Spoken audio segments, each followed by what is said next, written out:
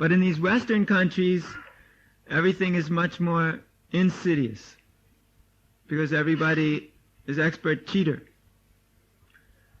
They don't care, really, about philosophy so much as they care about economic development and sense gratification.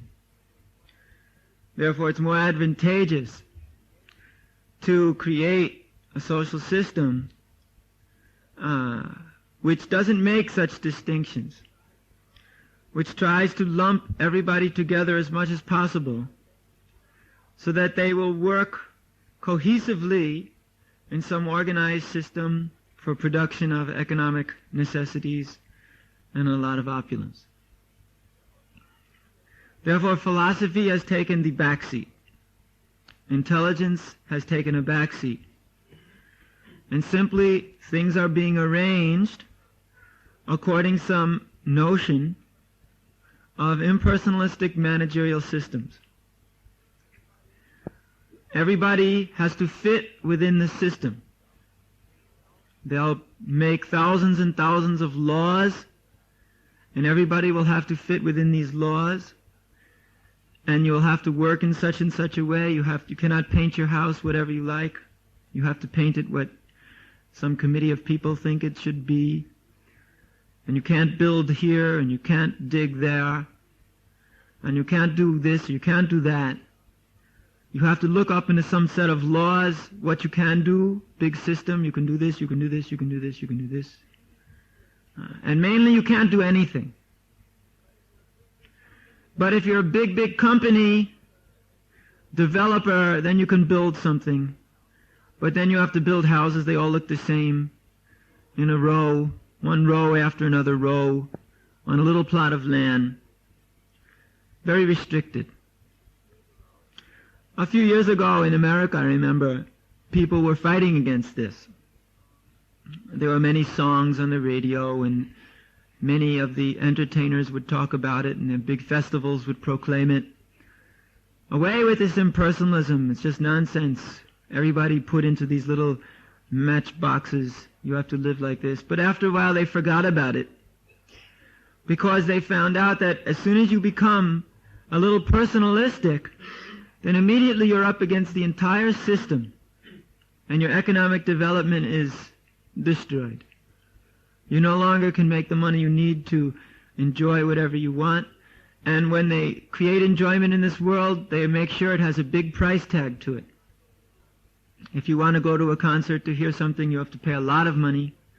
If you want to go to a sports event, you have to pay a lot of money.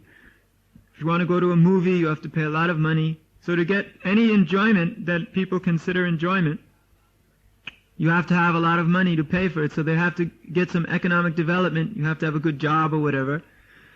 And to do that, you have to fit into the system, because all the business laws and the economic laws that are naturally arranged and which are arranged by man force everybody into a certain system of doing things. Everybody is forced to act in a certain way. If you want to make money, you have to follow certain laws of advertising. You have to follow certain laws of employment, of production. You have to use certain products which were made available. Use certain sources of energy which are socially, which are easily available, which have been supplied. And it all ultimately falls back on the suppliers of natural products. For example, the ones who make oil or dig oil or gas, or take other natural ingredients. And all of that is ultimately controlled by the government. And the government is controlled by an ideal. That is, that the people are subordinate to the organization of the country. Because nobody can deal with people nowadays. It is impossible to deal with people, because that means you have to be a person yourself. And nobody wants to be a person, because it's very, very dangerous. Somebody might insult, or might attack, or might ridicule, because everybody's full of enviousness. You see, the society is based on envy and lust and false pride and egotism, misunderstanding of one's identity. And now, because everything is based on sense gratification and economic development, people have become very afraid to do anything personally, because then these things can be attacked. Their personal existence can be attacked by another, because people are very offensive in their nature, as opposed to defensive, very offensive. They're always on the offense, ready to try to take as much from the other as possible, like in business. To make some business arrangement, the other is always trying to take away from you as much as possible. So, in this way, the society is based on a very impersonalistic understanding. Because don't try and be a person. The school system is telling you you're just a cog in the great machine and the great wheel. You grow up learning these things which everybody learns. Your knowledge is not distinct. There's nothing different about what you know from what anyone else knows. And the newspapers are giving standard knowledge. And the TV is giving standard knowledge. Everything is being standardized. There's no room for intelligent understanding. If you want to give a different idea or a different understanding, then somehow or another that is always counteracted, and gradually it all sinks down into the norm. These are, of course, very advanced principles. If one is not highly intelligent, he'll think that these things are just some kind of mumbo-jumbo. But the point is that if something is personal, then there is much less fear. Because person you can deal with. A person you can deal with. A system you cannot deal with. A system will make you frustrated because there's no room to work with it. For example, if there's some management system and the system has laws in it, and if you want to do something which is outside of the understanding of that system, you cannot. You'll be frustrated. And the people who manage that system, they'll not be able to understand your special circumstance. Everybody has a special circumstance.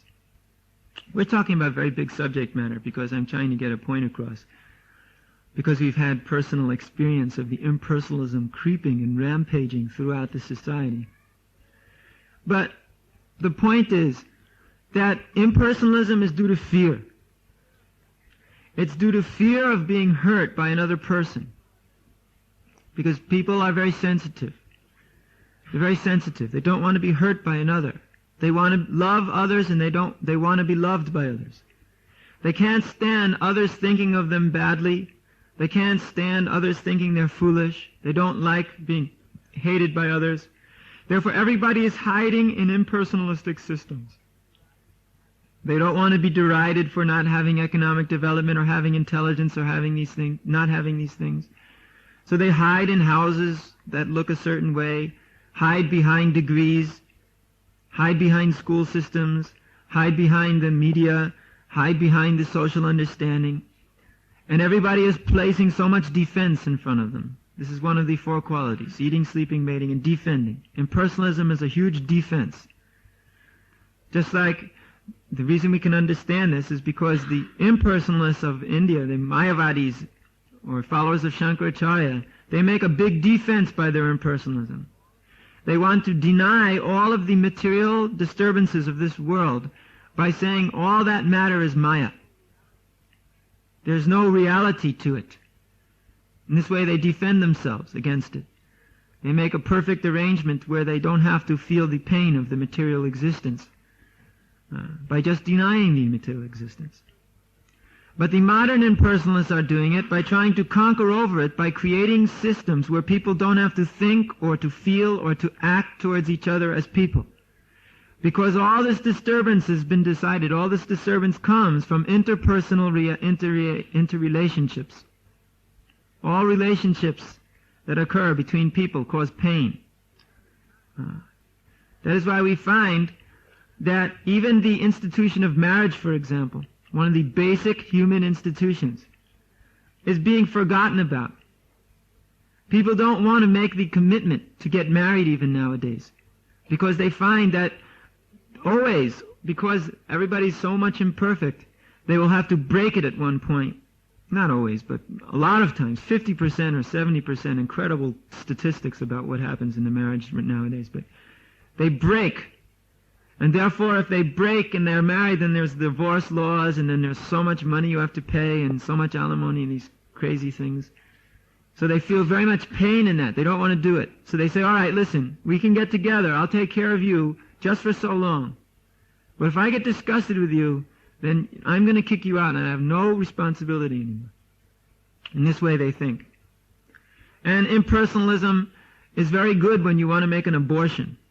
And you don't have to think about there's a child in that womb, or it's a living being. You just hide behind your impersonal wall, understanding life is just chemicals, everything is chance. There's no life to it, or reason to it, or rhyme to it. It's just all happening by accident. So kill the child in the womb. It could have been an accident, anyway. There was an accident, it was born, and now it dies, so what? It's just chemicals anyway. Not even born, it's not even alive until it's born. Some speculations, they think. So there's impersonalism in the science, which says it's all chemicals. There's impersonalism in the social arrangement, which always allows people to hide behind their positions, to hide behind in their homes, to hide even in the schools. The school system nowadays does not give any rise to some personalistic development. Everybody has learned this minimum standard of knowledge. And the school system nowadays, the people, they don't learn anything. They come out of school not learning a thing. They can't read properly. They can't write descriptively. They can't express themselves properly. They don't have any proper knowledge. Even when they come out of college, after so many years of training, if they have to take some practical occupation, they have to learn the entire thing from beginning to end at the business itself. They take some apprenticeship or they take some junior position, and they have to learn for a long time in that job, in the junior position, until they can start actually doing something productive. It's fantastic. A whole society which is based on incompetence. It's based on the principle that people are incompetent, people are rotten, people are impossible to deal with, and government will never deal with you personally. Never. Always just make a law and enforce it. Impersonally. Never deal with individual private problems. Impossible. Nobody can do it. Because what happens if the citizen says, well, this law is crazy because I am a different person, I have a different situation. They don't want to be bothered having to deal with different people. They're afraid to do it because they don't have the intelligence to do it. This impersonalism is just rampaging everywhere, ruining the entire world. So there's two understandings. The impersonalists, now they have an idea to take over the world by doing it by making big businesses and turning everything into socialism. Absolutely impersonal idea. We'll just make big business, and the big business will be the state. And everybody will work for the business and get some money, and then other big business, and this business even will incorporate so many different diverse aspects of economic development. Nowadays, these big multinational corporations or big corporations, they don't just make one product. They make 1,000 products for all different aspects of life. Actually, all of these big companies are beginning to eat up the little companies more and more, quicker and quicker. And it's been predicted by practically every economist I ever talked to. Within the next 2 years, these little companies are going to be eaten right out of existence. And we're just going to have nice big conglomerate corporations, which are going to become like welfare states in and of themselves. Because this is the ideal of impersonal philosophy. Just build a lot of these buildings which are just made out of prefab walls here, there, and everywhere. And just like when you live in one of these prefab houses, they're made of this special kind of concrete. When you live in there, it sucks all the life juice out of the body. It's a medical fact. Anyone who lives in these houses becomes sick after 10, 15 years because all of the juice in his body is sucked into the walls. Because these walls are very hungry fellows. They just suck everything out, very thirsty. And thus people become sick. So similarly, the society is in the same way, making society with the same kind of walls around it, very sterile. So all of the life of the people gets sucked right out of them. And they become frustrated as anything. Totally frustrated. Totally disgusted. And some of them surrender. They become zombies. This material society makes perfect zombies. Perfect people who have just no care or concern for anything. They're satisfied to go home after working hard all day, reading a newspaper which tells them absolutely nothing whatsoever, watching a TV which is just full of garbage in different forms, packaged very nicely. And they watch, when they're on TV, they watch things that are really happening. Like we were at the airport, we saw a boxing match on TV. TV was commercials, many commercials, telling you how wonderful all these different products were. And on TV, and the action of the TV was much excitement. This guy bashed that guy and he broke his head and everybody's screaming. Nobody does anything very much, but they watch it all on TV. In this way they feel like they're doing things. This is the trick of society. People aren't doing anything, but they watch so much on TV that they feel like they're doing so much. They watch it in the movies. People are surfing in the movies and flying to other planets and jumping and beating and stealing and making love with beautiful women, and everybody's feeling, oh, it's so very nice. The whole society has become vicarious. Vicarious means all enjoyment is being gotten through external things than oneself. Other people are enjoying, and we're watching and getting enjoyment from that.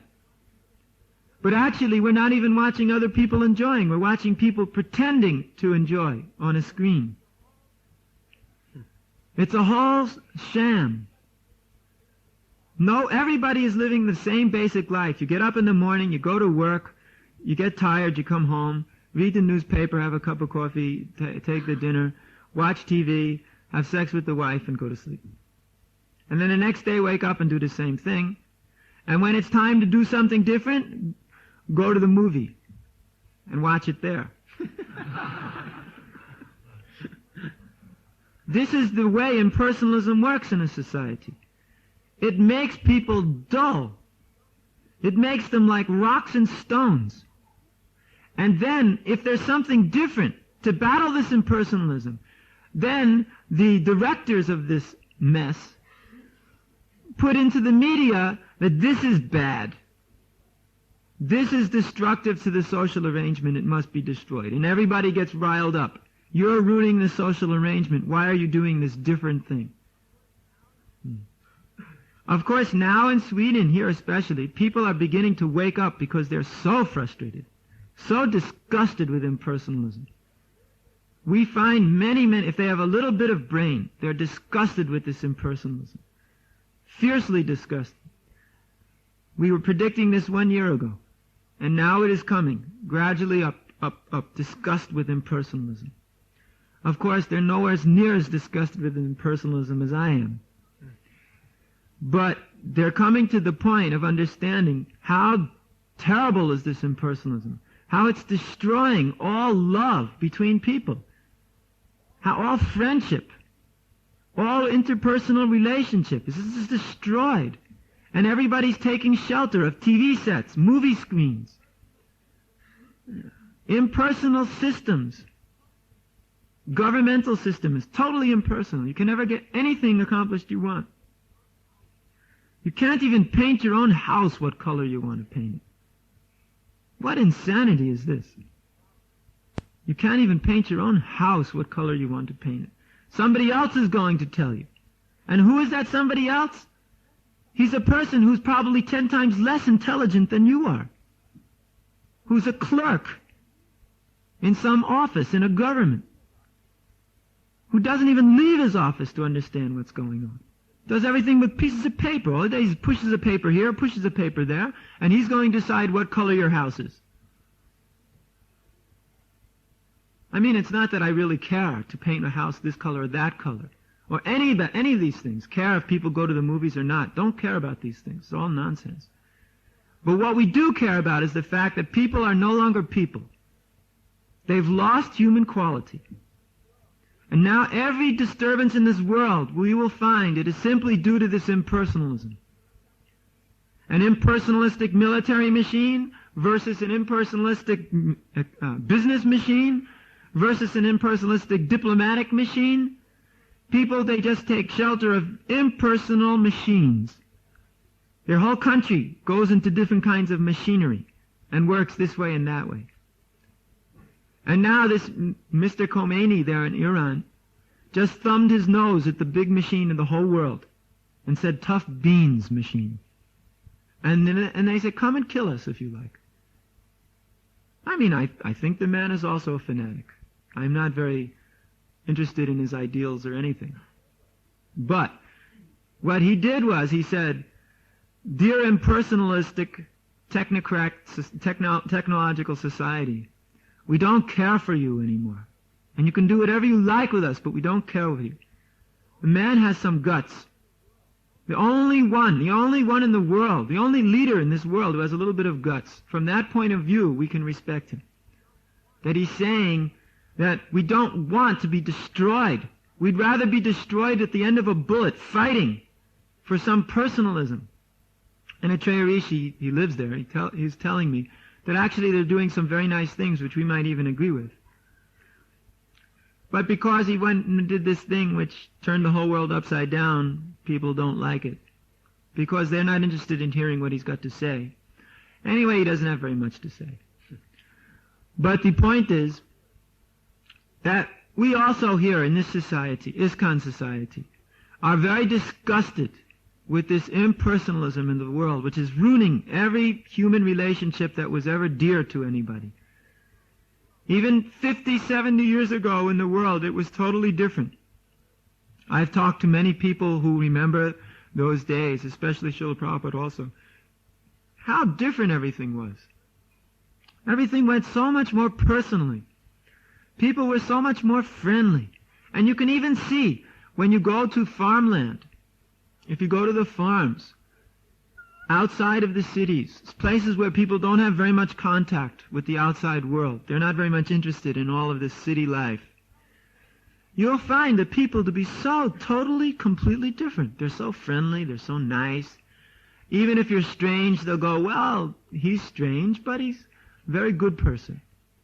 They say he can live like that. He doesn't harm us folks. We don't harm him. And he's got his idea, we have our idea. I like some of the things he does. He's a good person. Or they'll be tolerant of other people's ideals, not just out of some false idea of liberalism, that we have to tolerate everything. Because also, if that person started to come out with some idea which disturbs just some basic ideal of goodness, because those people, they live more in the mode of goodness, you see, then they get very disturbed and they say, you cannot do this. Whereas they try to imitate such liberalism here in the big cities by saying everything is all right, it's all equal, it's all one, more impersonalism.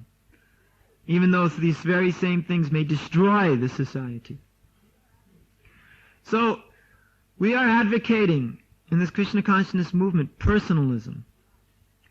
All of these things we just described, these are not things which we are directly concerned with as our main importance. No. These are symptoms of impersonalism, which are permeating the entire society. We are looking for personalism, where the people see other people as people first, and as cogs in the machine, maybe second or third or even less. Management means you see people as people. You see them as living beings who are part and parcel of Krishna. Even the flies, one has to see like that. They're all living beings. It's not just a bunch of chemicals. See the animals that way. See all living beings that way. And don't slaughter the animals from that point of view. That's another symptom of impersonalism.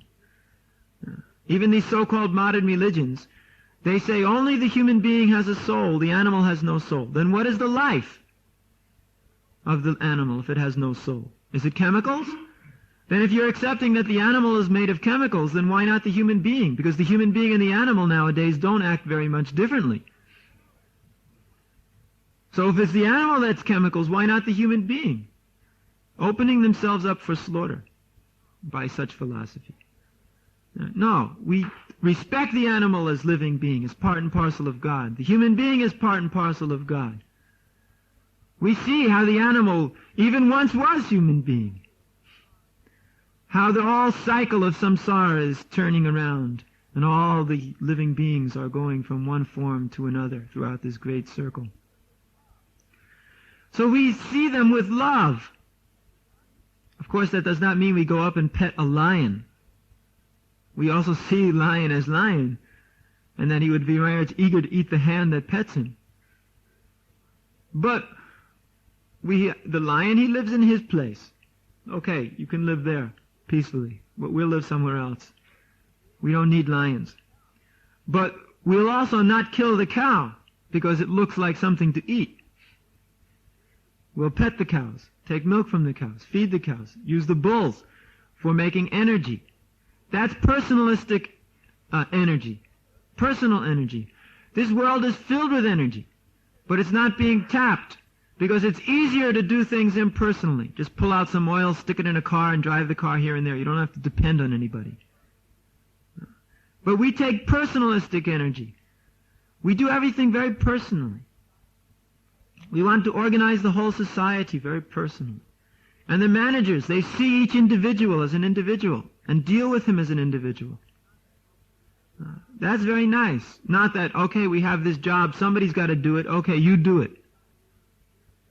Now everything in this society is, here's a job, it gives so much money. You want so much money? Here, do this job. Person doesn't care about his job, doesn't do it properly, simply waits for the paycheck and goes home and steals whatever he can steal in the meantime.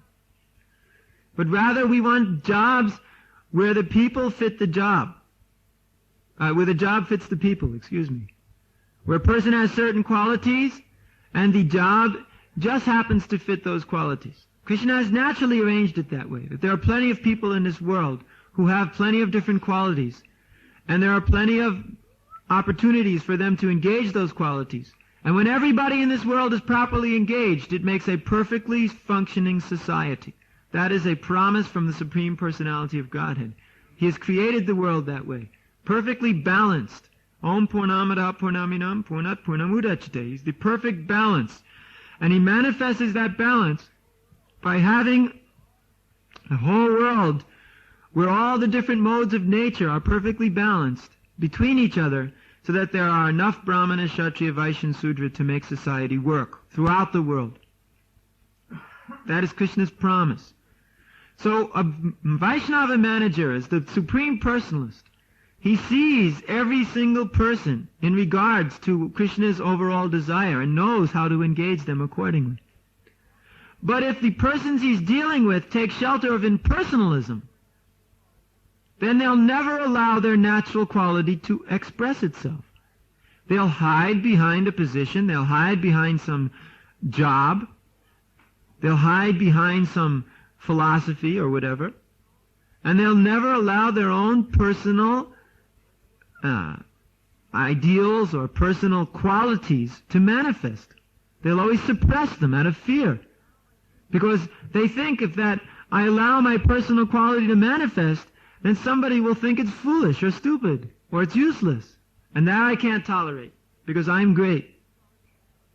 Everybody's thinking, these qualities I have are very good. And I don't want anybody to chastise me or criticize me. Or maybe the person's full of fear, even paranoia, uncertainty of himself, no confidence. He has very inferiority complex. He's thinking that he is not very much useful in this society, and that he's holding on to these little qualities he has hidden away deep as his only solace. But this is not proper in Krishna consciousness. Krishna consciousness, we want those qualities to manifest. We want to drag them out. When people see a Krishna conscious personalist, they're astounded. They've never heard such personalized things. They've never dealt with somebody who's so personal in his dealings. And they love it. Somebody who's loving person, who will know you for what you are and will love you for it. Who will not just love a certain class of men and hate another class. He will see whatever quality you have, and when you're using that quality in the service of the Supreme, he will love you for it. That is the supreme personalism. Totally unbiased. Whatever quality there is, he sees it, and then there is that love. That you are using whatever quality you have in the service of the Lord. That is actually the perfection. So, here in this Krishna consciousness movement, if we don't do like that, if we don't accept each one of us, one accepts the other devotee as a person, then here also we will fight with each other. Here also there will be these hiding behind impersonal screens and attacking others from those viewpoints, trying to make everything fit into an impersonal point of view. And if somebody tries to do things personally, then when he meets an impersonalist, there's always disturbance. No, we can't have that in Krishna consciousness movement. Everyone here has to become a personalist. That is what we are. We are personalists. We love the personal supreme personality of God in his personal form. We love his parts and parcels. We want to serve God. We want to create this varnashram system so that everybody can be nicely engaged according to their personal qualities. That is required. Otherwise, if we just create a nice Indian impersonalism here, what have we done? There's plenty of impersonalism in India. We don't need to import it here. We've also got plenty of impersonalism here. Importation of a different culture's impersonalism is useless. But we want that personalism. We want the Vaishnava personalism. That is what attracted us all to Srila Prabhupada. He was the supreme personalist. He dealt with each and every one of us differently and perfectly. He could even deal with the impersonalists impersonally. We can also do, but this is not what we want in our own personal grouping here. We want nice personalists to grow up. See the other person according to his needs, his qualities, his emotions. Don't just see according to what we consider his quality or his emotion or what he should be or what he must be. See him what he is and deal with it on that platform. When another devotee's in trouble, see why he's in trouble. See what's wrong. See how he feels. Ask him how he feels. Help him to feel better. That means bringing him to the platform of Krishna consciousness. Unless we do this, then it is actually violence. Unless we are personalists, we are actually ultimately causing violence, because this impersonalism really causes a lot of trouble in society, even in our ISKCON society. So we have a big work ahead of us. We are embarking on a great social experiment for creating Varnashram society. We want to actually attract the whole world to Varnashram society, to see how wonderful is a personal society, based everything personally. Everybody who's come in contact with it so far is nothing but excited and enthused and feeling hope for the first time. And all those people who are involved in impersonal societies see nothing but dread and destruction. They know it leads to crash and war.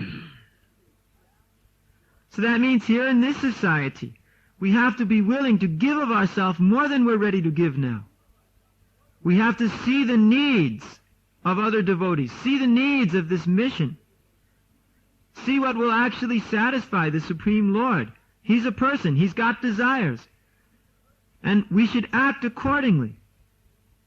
That means in other words, let's be really practical.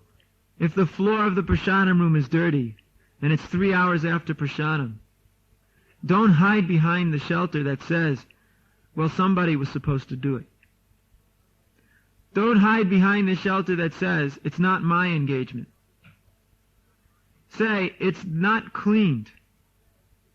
All right, first I'll clean it. And then find out why it's not clean.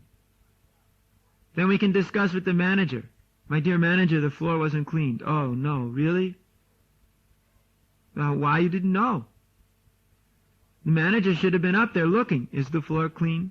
And if the floor is not clean, then he should have gone to the person who is designated to clean the floor and said, how come the floor is not clean?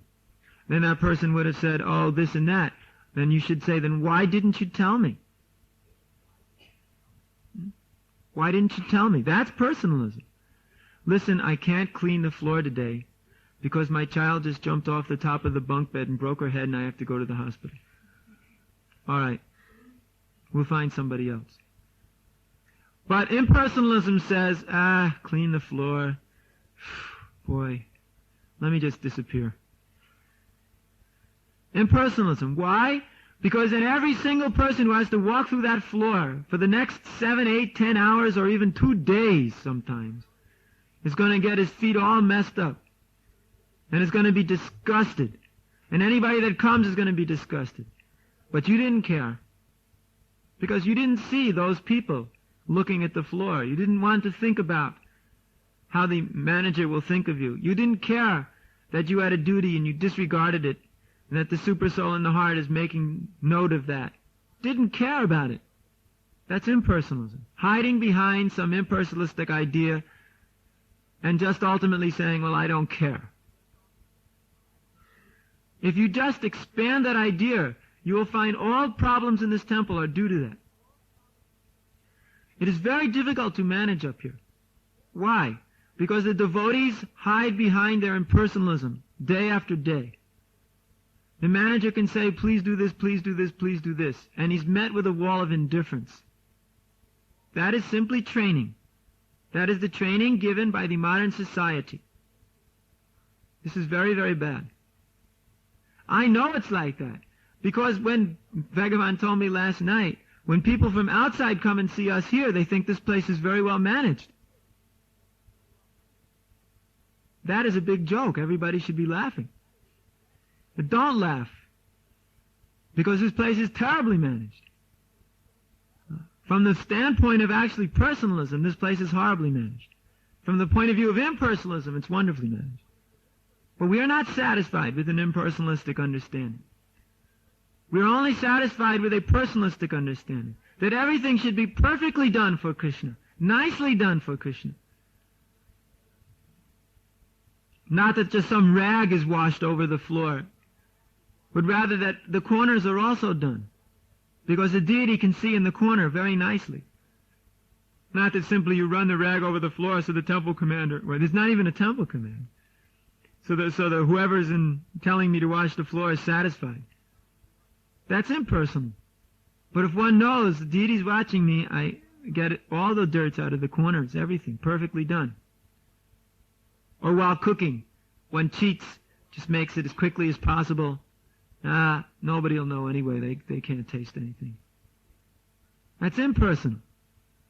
One should say, I've got to do it very nicely for the deity, or for spiritual master, I have to cook it just very perfectly. Because that understanding in the head makes it very nice. That understanding in the brain makes it very nice. Where he thinks, let me do it absolutely perfectly. Let me do it even better. Let me be very careful. And then sometimes devotees, even if they think like that, if there's another devotee in the kitchen, they're screaming at him, they're trying to kick him out, or get out of my way, or leave me alone, I'm trying to do this perfectly. That's also another impersonalistic ideal. Take shelter in some service and forget about the other devotee. This is a Prakrita Bhakta. Doesn't see that actually that devotee is a person, and that there's not very much difficulty in dealing with him very nicely. That's also pleasing to the spiritual master and Krishna. In fact, that's even more pleasing to the spiritual master and Krishna. If one does his service absolutely perfectly, but neglects or acts badly to the other devotees, this is the lowest class devotee. This is not very pleasing. That's materialistic. He's only interested in his own self and his own salvation. That is why he wants to do everything just nicely, so he gets plus points to go back to Godhead. But he's also getting minus points by dealing with the other devotees very impersonalistically. This is not very nice. So we want to learn how to deal with each other properly, to deal with Guru properly, deal with the deity properly. If the Guru starts getting on everybody's case about impersonalism and being rascals and nonsenses, Actually, he's thinking, if they deal with me like that, imagine how they are thinking about Krishna. If Guru is representative of Supreme Personality of Godhead, and disciple is actually practicing serving Guru, he's practicing to serve Krishna, then imagine what they think of Krishna if they're doing that to the living representative of Krishna. That is a disgusting thing to think about. That is why sometimes Guru becomes angry. He doesn't care about these things for himself. But he just see what they're doing. Imagine what they were doing to Krishna. And that he can't tolerate. He's trying to teach them how to serve Krishna nicely, how to please Krishna, how to do everything perfectly for deity, how to do everything nicely to satisfy Lord Chaitanya, preaching. Imagine what they're doing out there. They can't be doing anything properly if they're just... even spiritual master is able to yell at them and tell them they're doing something wrong. Even they do everything wrong for him. Imagine what they do for deity who can't fight back, or who won't fight back. Actually, the deity, when the devotee is full of love, he will fight back. Just like Sanatana Goswami's deity told him, why are you offering me these horrible, dried old bread balls? Why don't you make me something nice? That is because Sanatana Goswami was fully enwrapped in love of Krishna.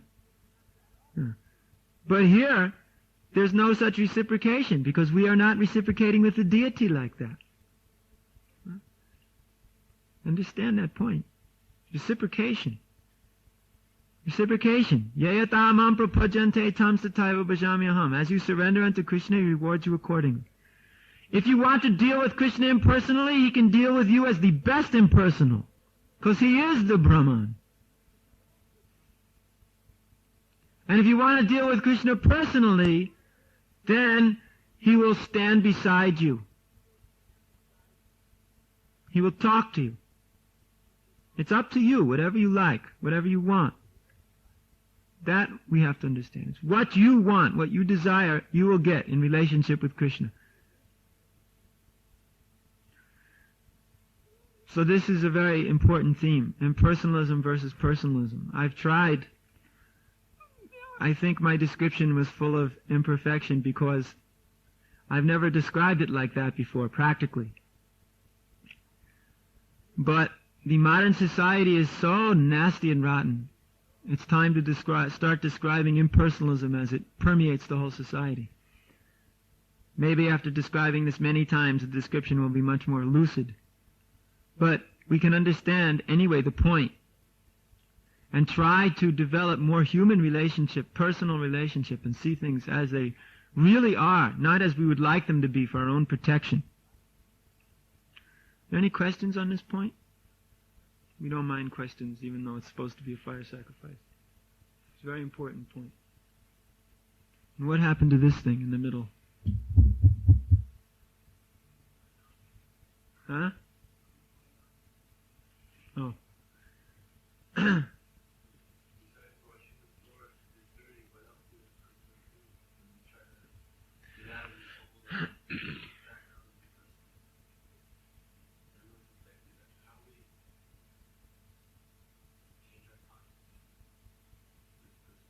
Well, you'll have to hear, first of all. Yeah, it's amazing, isn't it?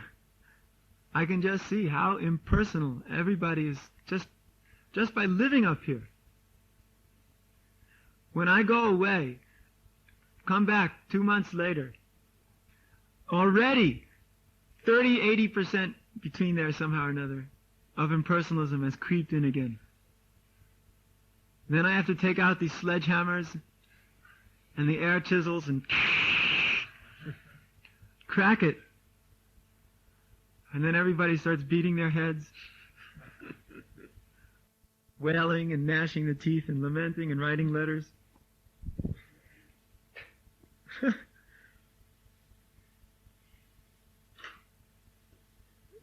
So that means you're becoming affected by it. That's not good. You should affect it.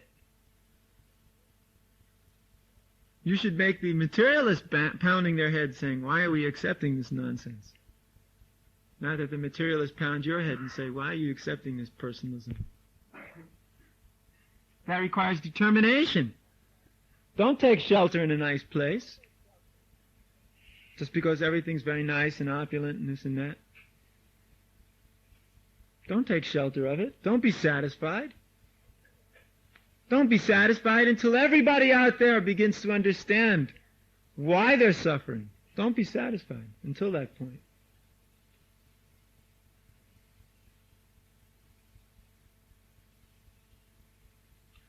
Other question? It's a much more personal meeting, but we don't mind. We'll use movies, we'll use records, we'll use radios, we'll use TVs, as long as it's there in the society, and we'll always be propounding the message of personalism.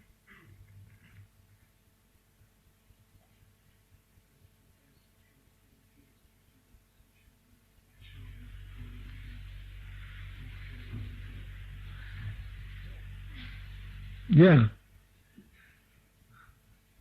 That's not good. It's okay, you make the slideshow and all the guests go up and see the slideshow. If after the slideshow you talk to them and go from that point further. But to just, okay, all guests herd up into the library, lock the door, throw away the key, run away and hide. No, don't ask me any questions. I don't want to. That's terrible. It's meant, the guests here are meant for to meet the devotees, and the devotees are meant to meet them. And you're all thinking, oh, what do I know? I'm so fallen, I can't speak to anybody. Oh, I'm afraid. But actually, anybody here is perfectly qualified to attract and to speak very nicely to any guest that comes. If you just repeat the philosophy, it's 1,000 times better than anything else people have out there in that impersonal wasteland. Just the fact that you go up to somebody and you're nice to them and you smile and you mean it. When a devotee smiles at somebody, he means it. You take that for granted. But you don't know out there, when they smile at people, there's a big motivation behind it. Go into any store with a little money in your pocket sticking out at the top and see how fast everybody starts smiling at you. And how meaningless that is. How meaningless that is. And when people come here, they actually see these devotees, they care. But you're also afraid. Oh, I have to talk to somebody. Oh. And so then this is what happens. If finally you get up the courage to preach to somebody, what do?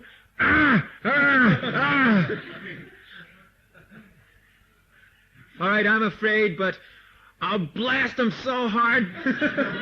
He'll never get a chance to say anything against me, and I'll just, oh, you're a rascal and a demon, and Then the people think, first everybody's hiding like this, and then they're screaming at me. What is this nonsense?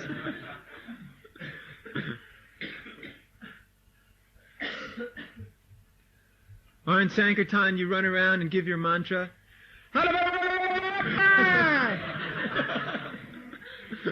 Donation. Here, take a book. Okay, goodbye.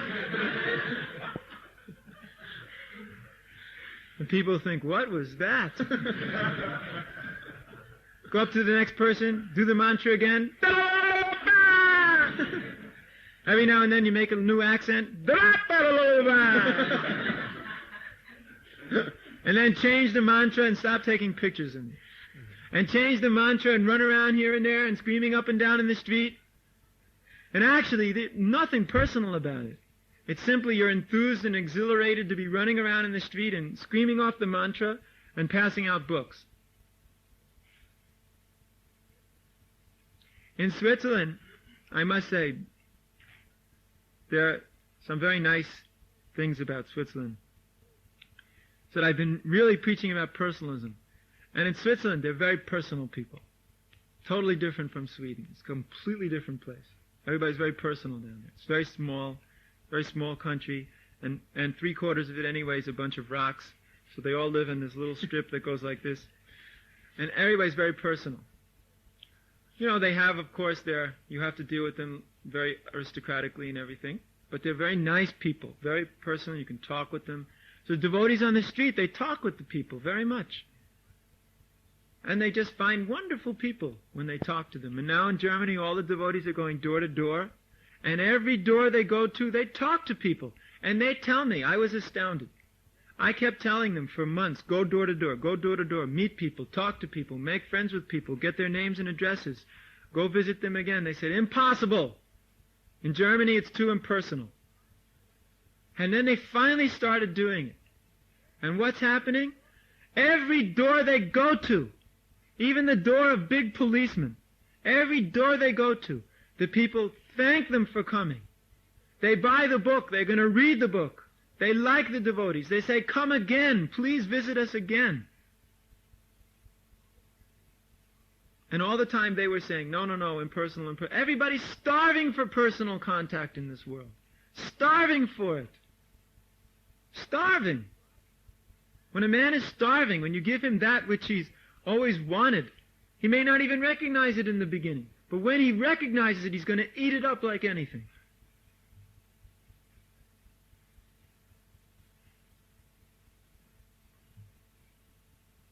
More questions? What about when you feel like this is when you have to talk to someone who's your manager or something, you're feeling, oh, I have to go tell this person, I'm just going to get it right over my head. How do you do that? What do you mean? When you have to deal with someone, the manager, but you think, Like me? I go to talk to someone. Like me. No. But a lot of devotees, they mentioned it to me. A lot of devotees. Yeah, quite a few. Listen to this speak. Someone, a lot of devotees, somewhere, at some time, some place. What an impersonal question. And you approach a manager, but Manager. you understand you're not going to get a personal answer from him, but you're just going to get some like you were saying, some systematic answer. But look at the impersonal question I'm getting. How do you want me to ask? You're asking me a totally impersonal question, and I'm going to give you a totally impersonal answer.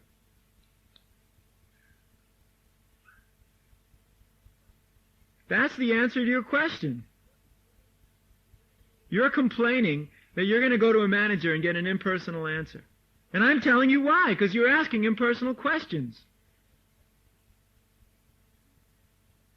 You understand? You even did it right now. You just asked me a completely impersonal question. And I'm telling you, if you're going to ask me that question, I'm going to give you an impersonal answer. And that's the answer to your question. You're saying, why is it? I'm telling you why. You're asking me an impersonal question. That's why. You won't come out and commit yourself. When I'm talking to you, I feel like that. You won't say that. Or when I'm talking to Bhagavan. Or when I'm talking to such and such. You won't say like that.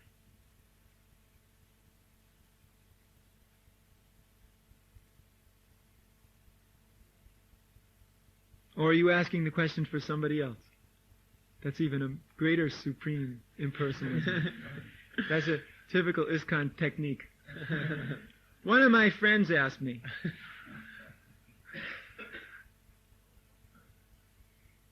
some devotees think, afraid to take a stand, afraid to put yourself on the line, afraid to say, I feel this way, or I'm afraid of this, or why am I like that? And you're thinking, well, if I come out and say, well, why am I in this kind of Maya or that kind of Maya, everybody's going to go, whoa, look at him, he's in Maya. Without understanding, everybody's in the same Maya. Everybody's in the same Maya. And when you ask your question, they're all going to go, boy, I really wish I could have asked that question.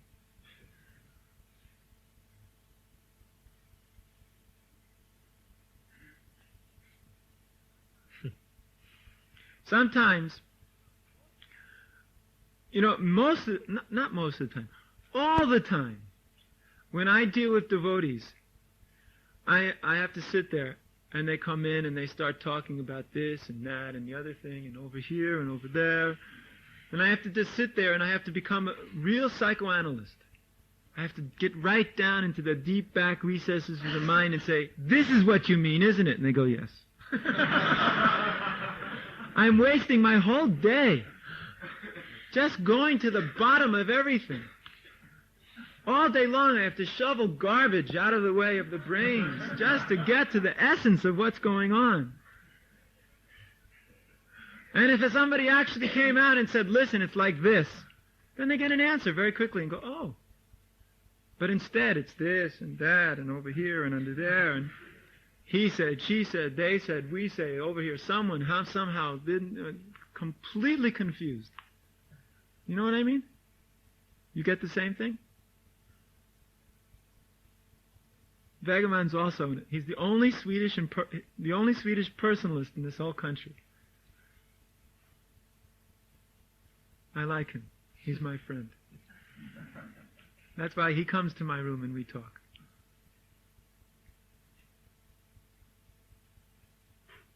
Any other questions?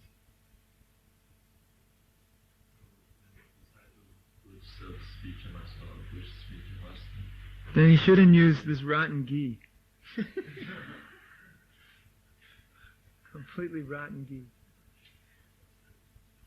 Yes, that's not impersonalism, that's stupidity.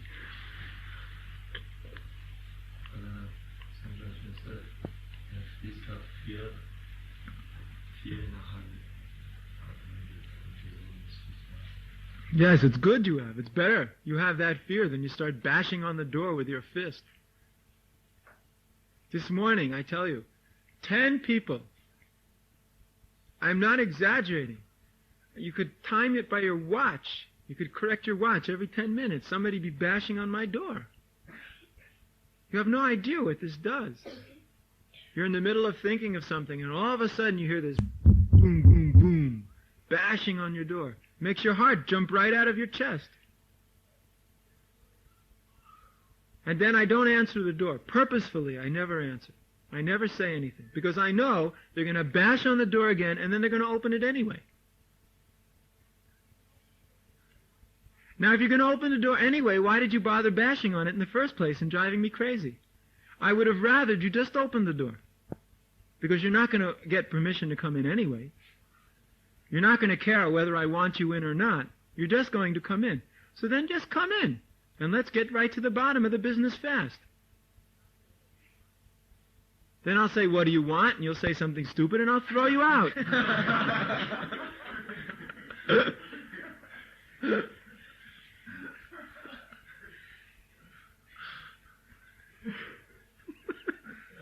Otherwise, if you're going to knock on the door, then you should wait until somebody says, come in. But no. Then what is the use of this knocking on the door? I think it's simply to drive me crazy. It is a plot just so I can get all of my sinful reactions. Otherwise, what is the point? Actually, today's going crazy this morning was simply so I could yell at everybody that you're all impersonalists.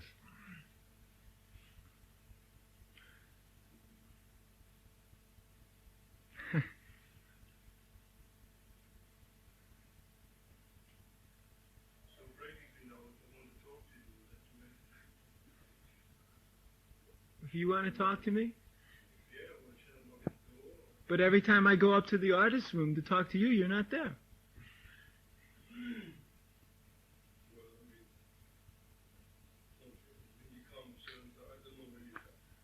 But when I come, you're not there.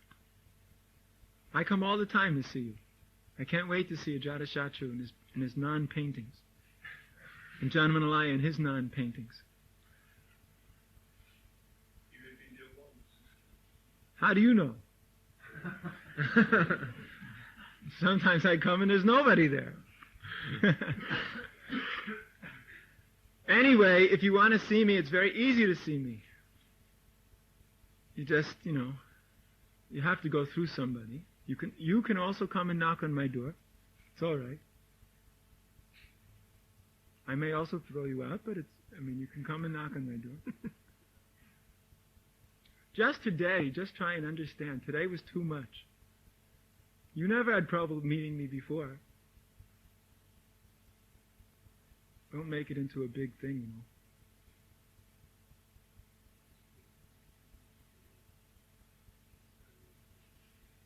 Mm-hmm.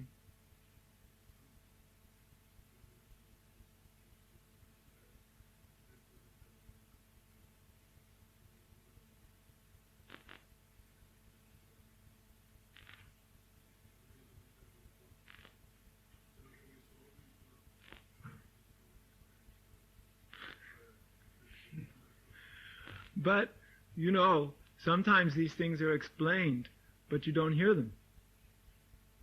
Because it is your disease. I've seen it happen so many times. Somebody will say, "What's wrong with me?" And Srila Prabhupada would go, "This is what's wrong with you." And then they'll go, No, I meant what's wrong with me." And they'll go, "This is what's wrong with me." You go, No. Because that's what's wrong with him, he can't understand it. Nobody wants to do something wrong. Nobody consciously does things wrong. Nobody consciously contacts a disease. Therefore, mainly, we're not even aware it exists. We don't see ourselves the way others see us. We see ourselves as okay. We see ourselves as fine. But somebody else, he sees so many problems. And when the other person tells you, you're bewildered. You think, well, he must not know. Or you'll think, well, you won't think anything. It'll just bounce off the head. Because we think basically we're okay. So this requires a certain amount of sensitivity. He said I'm like this and this and this. Why? What's wrong with me? What have I done? Ask somebody. Somebody, let's say, now there's a difference. Let's say your godbrother says to you, "You're a creep." So he may just be saying that because he's angry at you. He may just be saying because he doesn't like you. He may be saying that because he's a fool also. So you go to higher authority. You say, "My godbrother has said this and this about me.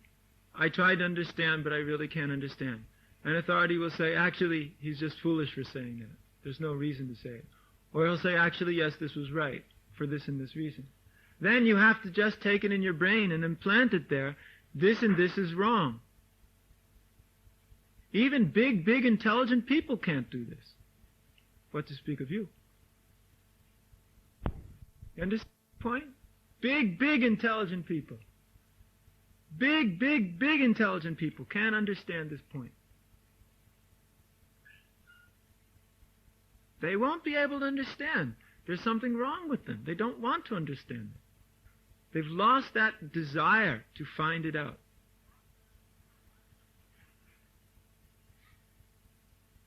If you think you're big, and intelligent, then you'll never accept that there's something to learn from somebody else. And therefore you won't be able to hear it. If you think of yourself as humble and insignificant, then you'll be able to hear it. And then you'll be able to change. That is why Spiritual Master doesn't puff you up by telling you how wonderful you are. Even though you may be very intelligent, he'll never tell you that. Because if he tells you you're very intelligent, then you'll start thinking, "I'm very intelligent." Then you won't hear anymore. If you're very intelligent, that's obvious. Everybody can see it by your activities and what you do.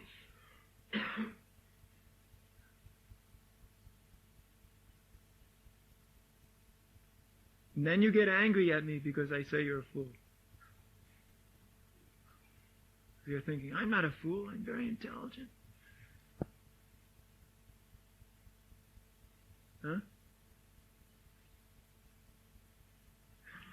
I know.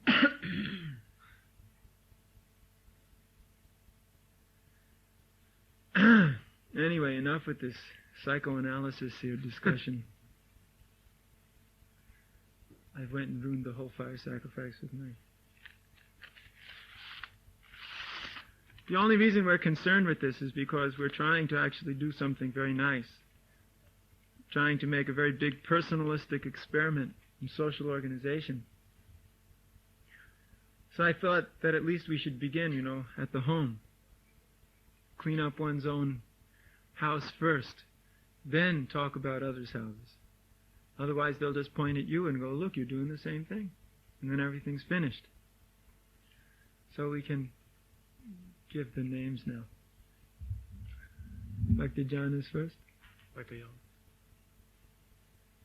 Yeah, come on.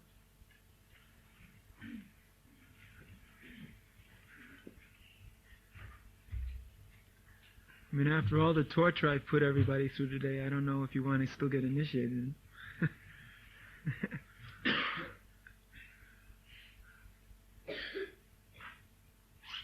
I'm also a rascal. So what are the 4 regulative principles? No respect, no reciprocation, only Krishna. Mm-hmm. Now what about one day if you feel like doing these things?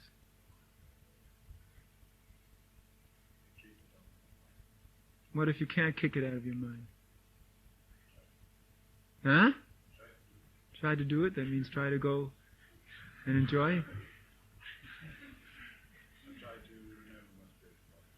You just tolerate. There's another point. So many initiations, I ask this, everybody says, no, I won't do this, I won't do this, I won't do this. Promise, promise. Nothing personal, I'm just making a point. And then they're all very fixed up, determined, yes, eternal initiation, yes, eternal relationship with spiritual master. But then later on, as soon as there's a little agitation of the senses, they run away. You don't have any idea what this makes spiritual master feel like. It makes him feel very bad. Very bad. You should all understand that. It is like, initiation is like accepting disciple as a child. Just like a father accepts daughter or son. It is a very deep thing. And when the daughter or son tells the father, look, I just don't care about you anymore, I'm going away, it's very painful. We never consider like that. One may even do it to his own parents. Say, listen, I'm just going away, I'm sorry. How they feel you can't understand. So I've never been anybody's parent that way. But this way, I'm beginning too many experiences of the children saying, no, I'm sorry, I don't want to do it anymore. So you should never say that. That's too painful.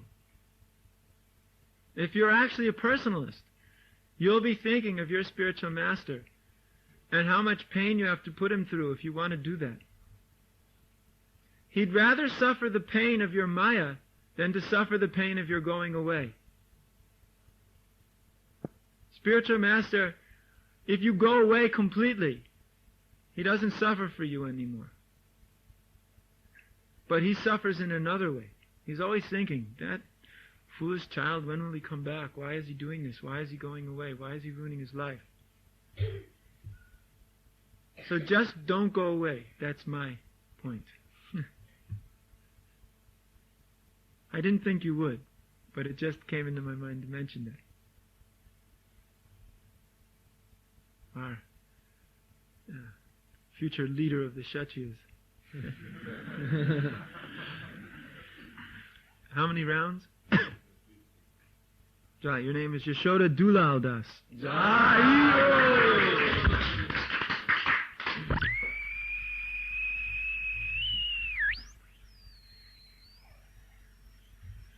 Haribol. Dr. Tommy.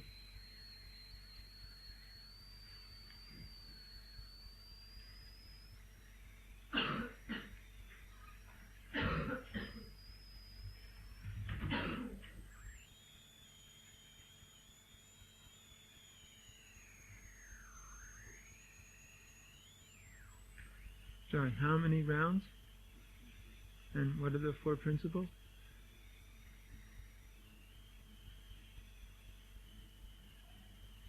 All right. Your name is Chulokanath Das. In charge of the 3 worlds. Hare Krishna. Bhakti Eva.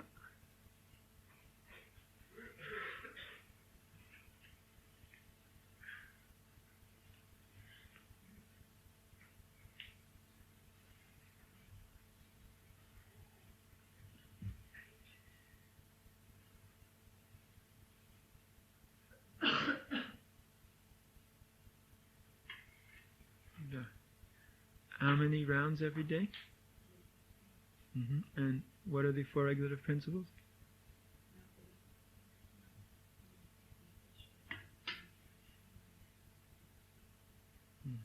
Your name is Jamuna Devi Dasi.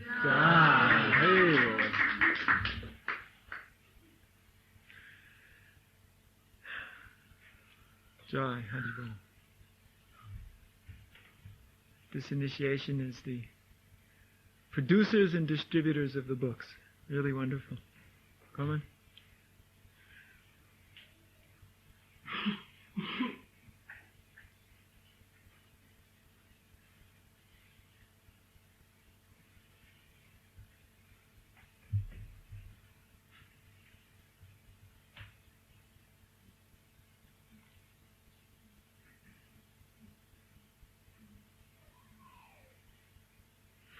How many rounds? And what are the 4 principles? Okay, your name is Alarka Devi Dasi. Hare Krishna.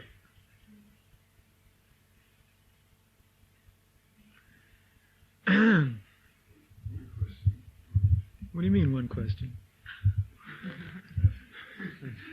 Since when have there ever been questions after name giving? What is your question? No. It's not all right, but what is your question?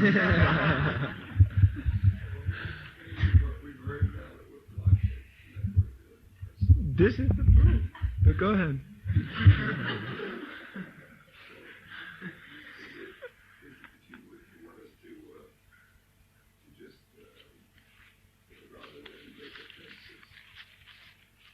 Jump off the roof. No. I like being bothered. It gives me an opportunity to yell at you.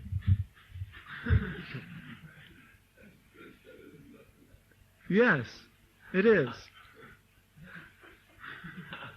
It is. After I pounded somebody this morning and nobody came to my door anymore, I was disappointed. Because I was really waiting for somebody to come to the door so I could pound him on the head again.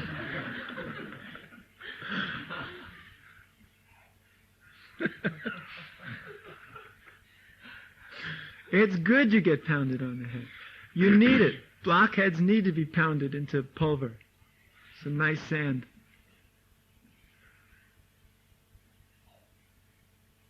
Understand the point? You should put the block under the sledgehammer. That's fun, that's nice, that's great. That's spiritual life. You take all these horrible material desires and you just get them cracked to pieces. Materialists, they cannot understand it. If a materialist watches the relationship between spiritual master and disciple, he thinks this is madness. You see, he doesn't see all the loving relationship that goes on all the time. He doesn't see how spiritual master practically gives everything to disciple. He only comes aware when all of a sudden spiritual master starts yelling at disciple for being a fool. And he thinks all the time this is going on. But if all day long all I did was yell at you, you would leave. How many times have I ever yelled at everybody? Maybe this is the first time, in public even. I don't even remember up here ever yelling at anybody. You see, when a materialist sees, he cannot understand. But you understand. Why do you understand? Because you voluntarily placed yourself in this position in order to make advancement. Isn't it? Why is it when I insult everybody, you laugh? If you insult a materialist, he starts, cursing you and beating you on the head. But here, everybody laughs. Why? Because we're crazy? No, because you're using this to destroy those material blocks and diseases, and you like it. So no one should think otherwise. All right? Anything left unsaid on this point? Too much has been said. Is it all right if I go? All right.